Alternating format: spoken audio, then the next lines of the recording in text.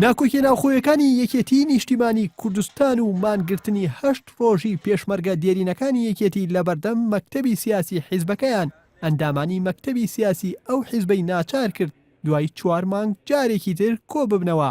لە کۆبنەوەکەدا چەند بڕیارێکی ناوخۆیی دەرکران و چەند لیژنەیەک بۆ ڕێخستنەوەی کارەکانی یەکێتی پێکێنران و دوای کۆبوونەوەکەش بەڵێنیان بە پێشمەرگە دێرینەکانی یەکێتیدا چارەسەری کێشە ناوخۆیەکانی یەکێتی بکەن. ئەمڕۆ ئەرکی سەرشانتان ئەوە بوو کە یەکێتی ناو یەکێتی بپارێزین و یەکێتیەکەی جارانی مامجەلال وەکو جاران ئیش و کارەکانی خۆمان ڕاپەڕێن. بەڕاستی ئەمڕۆ بە هەمەتی ئێوە و بە مەسئولیەتی برایانی مەکتەبی سیاسی سەرجەم ئەندامانی مەکتەبی سیاسی ئیش و کارەکانی خۆمانمان ئەنجام داوە لە نزیکترین فرسەتیش کۆبوونەوەی سەرکردایەتیشەکەین. لە کۆبوونەوەکەدا عیماد ئەحمەد وەک وتەبێژی مەکتەبی سیاسی یەکێتی دیاری کرا بەڵام پرسی کۆنگرەی یەکێتی کە زیاتر لە ساڵێک بەسەریدا تێپەڕیوە هیچ بڕیارێکی لەبارەوە نەدرا. لە کۆتایی کۆبوونەوەکەشدا بڕیاردرا سیانزەی ئەم مانگە جارێکی تر کۆ ببنەوە.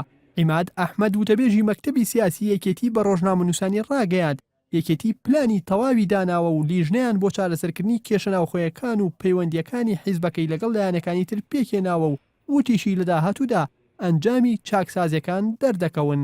بڕیاری ئەوە درا کە لژنەیەک بە سەرۆکایەتی کاک مەلا بەختیار دروست بێت لەگەڵ لژنەی پەیوەندیەکان کە راپۆرتی هەبووە. ئەمە ئەبێت لژنەی گفتوگۆکردن لەگەڵ لایەنە سیاسیەکان لەگەڵ پارتی دیموکراتی کوردستان لەگەڵ بزودنەوەی گۆڕان لەگەڵ هەموو لایەنەکانی تر قسە ئەەکەین بۆ ئەوەی هەڵوێستی هاوبەشمان هەبێت سەبارەت بە مەسەلە هەلوەکەدا. لای خۆشیانەوە پێشمەرگە دێرینەکان و زیندانیانی سیاسی و ڕێخستنە دێرینەکان و کەمەندامانی سەنگەری یەکێتی کۆتاییان بە مانگرتنەکەیان هێنا و بڕیاریاندا تا مانگێکی تر چاوەڕوانی چاکسازیەکانی حیزبەکەیان بکەن.